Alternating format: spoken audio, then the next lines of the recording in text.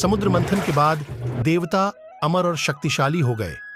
इंद्र की सेना ने दैत्यराज बलि और उसकी असुरों की सेना को हारा दिया। एक दिन दैत्यराज बलि आर्याश्व शुक्राचार्य से मिलने गए और उनसे पूछा, आचार्य, कृपया करके मुझे मेरी सारी शक्तियां और मेरा राज्य वापस पाने का कोई रास्ता बताएं। बलि की बातें सुनकर आचार्य ने उत्तर दिया, आपको अपनी सभी शक्तियां वापस पाने के लिए विशेष विश्वजीत यज्ञ करना होगा। बलि शुक्राचार्य की देखरेख में यज्ञ करने के लिए तैयार हो गए। यज्ञ के बाद बलि को हवा की गति से चलने वाला 4 घोंडों द्वारा खींच जान वाला एक स्वर्ण रथ प्राप्त हुआ। उन्हें असंख्यक बाणों वाला एक तरकश सिंह के सर वाला एक ध्वज स्तंभ और दिव्या कवच भी मिला। इन वस्तुओं के साथ शुक्राचार्य ने उन्हें सदैव खिलते रहने वाले फूलों की एक माला और एक शंख भी दिया, जिसका स्वर रणभेदी था। यज्ञ पूरा होने के बाद दैत्यराज बलि देवराज इंद्र से युद्ध करने गए। इस बार युद्ध में दैत्यराज बलि की जीत हुई और इंद्रदेव को युद्ध के मैदान से भागना पड़ा। युद्ध के बाद अपनी जीत बनाए रखने के लिए दैत्यराज बलि शुक्राचार्य से मार्गदर्शन मंगाने गए। शुक्राचार्य ने कहा, यदि तुम यज्ञ करते रहोगे तो तुम निडर और शक्तिशाली जीवन जी सकते हो। आपको गरीबों और ब्राह्मण को भी दान देना चाहिए। बलि तुरंत इसके लिए तैयार हो गए। इसी बीच इंद्रदेव ने देवताओं की शक्तियों को वापस पाने का तरीका जानने के लिए आचार्य बृहस्पति से संपर्क किया। आचार्य बृहस्पति ने इंद्र से भगवान विष्णु की सहायता लेने को कहा। तब इंद्रदेव भगवान विष्णु को प्रश्न करने के लिए तपस्या करने लगे। महर्षि कश्यप की पत्नी, जो इंद्र की मां थी, ने अपने बेटे को संकट में देखा और मदद के लिए भगवान विष्णु के पास गई। भगवान विष्णु ने कहा, मैं आपकी मदद सहायता अवश्य करूंगा। मां अदिति, निकट भविष्य में मैं आपके पुत्र के रूप में जन्म लूंगा। मैं बाली को मार डालूंगा। और हुआ यूं कि अदिति ने एक लड़के को जन्म दिया। उन्हें उसका नाम वामन रखा।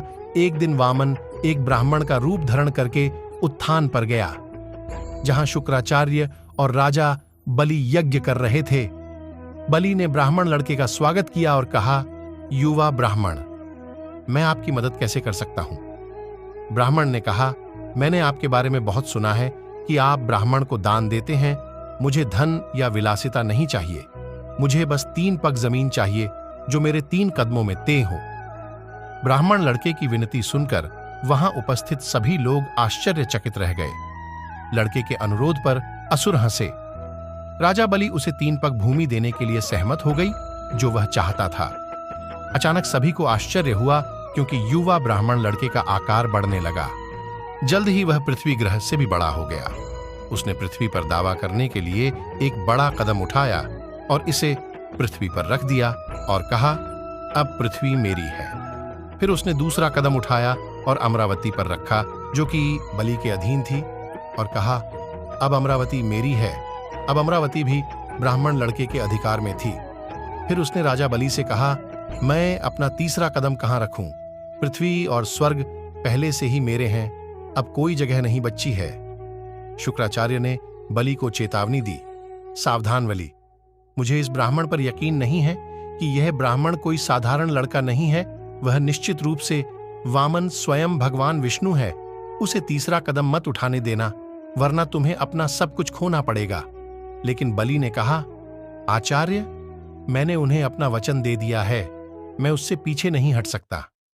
असुरों और दैत्यों ने यह सुना और वामन पर हमला करने के लिए आगे बढ़े, लेकिन वह उसे कुछ भी नुकसान नहीं पहुंचा सके। लेकिन तब महाराजा बलि ने वामन को संबोधित किया और उनसे कहा, क्योंकि अब मेरे पास कुछ नहीं बचा है, इसलिए आप अपना तीसरा कदम मेरे सर पर रख सकते हैं।